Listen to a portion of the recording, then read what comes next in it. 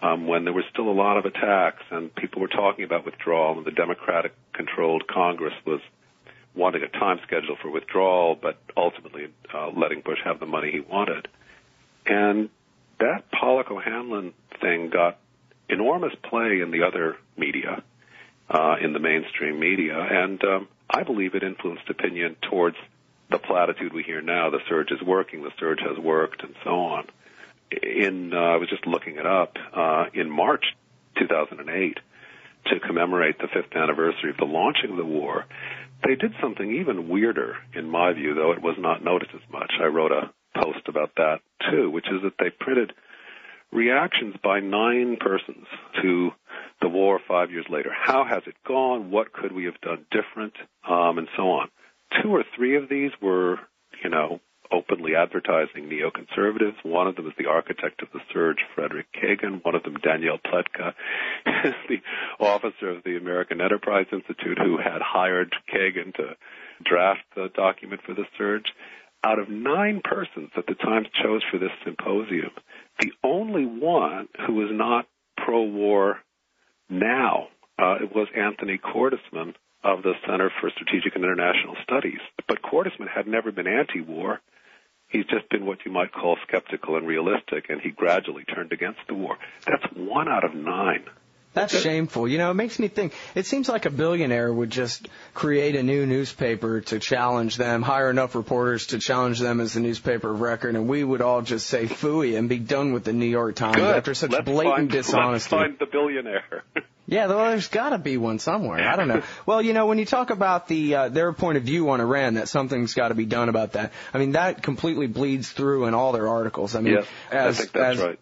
As wrong as Broad and Sanger often get it when they write about the nuclear programs and stuff, still, I'm supposed to believe that Broad and Sanger have no ability to talk with any of the other reporters at the New York Times and let them know that, hey, by the way, y'all, in case you don't understand, there's such a thing as a safeguards agreement, and the IAEA is there, so it's kind of ridiculous to talk about Natanz and what might be going on there without mentioning that, they would have to kick out the inspectors in order to begin producing weapons-grade stuff. The fact that that's not included in every article, to me, is an outright lie. Right. Yeah, no, I think that the drift towards an American consensus, a consensus of so-called legitimate American opinion that something must be done about Iran soon, and the U.S. and Israel will take care of it.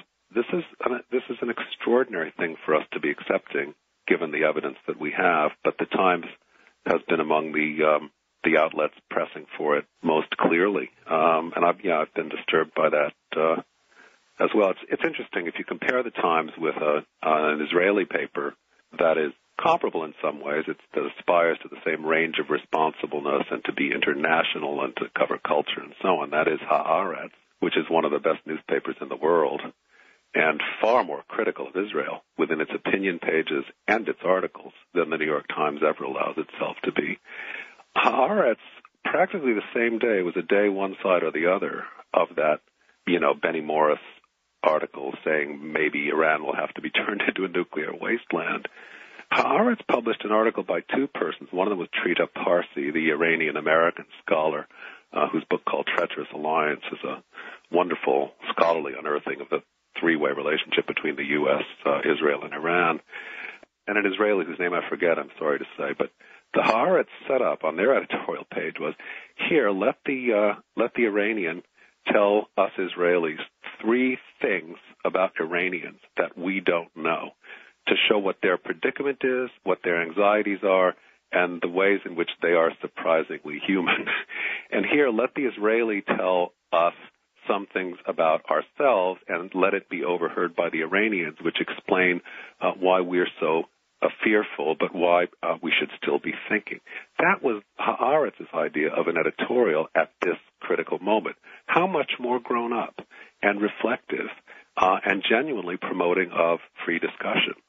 I think that's a contrast one has to make with the Times. And right down the line on coverage of the Palestinians over the years, this comparison between the Times and Haaretz will favor the Israeli paper for fairness, criticism, and coverage at every point. There was an article to this effect by Jerome Slater, an international studies scholar and political theorist.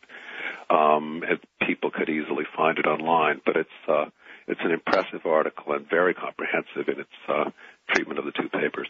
Mm. Well, I think the War Party here knows that if they let us have a fair discussion in mass media about whether we should have a war with Iran or not, that the War Party will lose. They have to just go with kind of this drumbeat, this narrative that, well, trust us, there's a danger there and we need to do something about it, and you're okay with that, aren't you? Which is how they've been going about it. Yeah.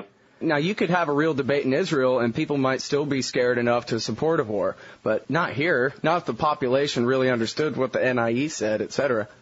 I agree. What's revealing, and again, I have to say, surprising to me, is that among the people at the front of the war party, as you call it, are not the people who have to fight the war among Americans. That is to say, the chairman of the Joint Chiefs, Admiral Mullen, has made it as clear as he can without insubordination that he does not want to fight another war. I don't need another war. That was a headline just today. And the armed forces, the Navy, and the people who would be on the ground most of all, I would guess, the Air Force always more or less is okay with wars because, they're way up. They don't see what happens. But there are those people, and there are the, those who know most about the situation of the Middle East, who are, I think, pervasively, predominantly against the war. So when you talk about the war party, you're talking about certain think tanks, people within the Bush administration, and yet that comes to be accepted as legitimate and centrist opinion very quickly. And as you say, they forget the NIE and other such obvious pieces of evidence. Mm-hmm. Yeah, well, the squeaky wheel gets the grease in democracy. And actually, that's why I usually don't pay too much attention to the public opinion polls, because I figure, best I can figure what's right is the best I can figure what's right, and regardless of what the rest of the so-called democracy thinks out there. But, Glenn Greenwald points out on his blog about this poll that has 71% of the American people want America to have an unbiased approach to the Israeli-Palestinian conflict. Yeah. And I think that's what you're talking about when you talk about taking some insane line and defining that as somehow the middle of the argument. Right. And so here we live in a society where we basically you have to go to alternative media to hear any sort of fair discussion about Israel policy. And yet a super majority of the American people want not necessarily a neutral approach, but a unbiased approach to the situation. Yeah, that's a statistic that we hear as little about as the proportion of Iraqis who want the U.S. out of Iraq, which has been towards 2/3 for more than a couple of years now. And another index of it is the number of Iraqis who say that attacks on Americans are an approved form of conduct, where that number, I believe, hovers around 50%. Now,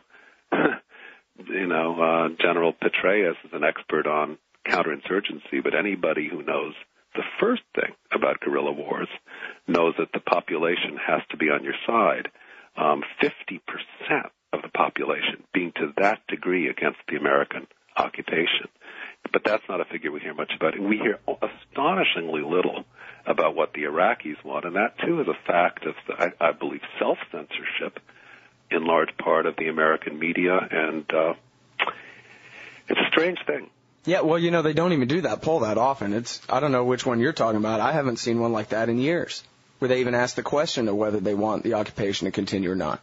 I think there has been one in the last year, but I'm sorry I don't have it ready to hand. Yeah. Well, anyway, I'll have to look for that. But, yeah, the only ones I know, they don't even ask that question. They don't want to know. And, when you talk about those numbers, a giant proportion of that must be up in Kurdistan, where they've been autonomous and under American protection since 1991. You mean the largest proportion of those who wouldn't mind us staying? Yeah, that's what I mean. So I'm saying if you were to take the Kurds out of the equation, right, that 50% will go up a lot more. I don't know exactly what percentage of the population they are, but somebody out there with the mathematics, I think, would be able to show that among Arabs, it's much higher, Sunni and Shia alike. Right. Yeah, and this is a larger problem. It has to do with, the shaping of public opinion in this society and of the perception of public opinion, which is a very different thing. My first large-scale introduction to it, and I'm still sort of dazed thinking back on it was the many month-long process of the run-up to the Clinton impeachment.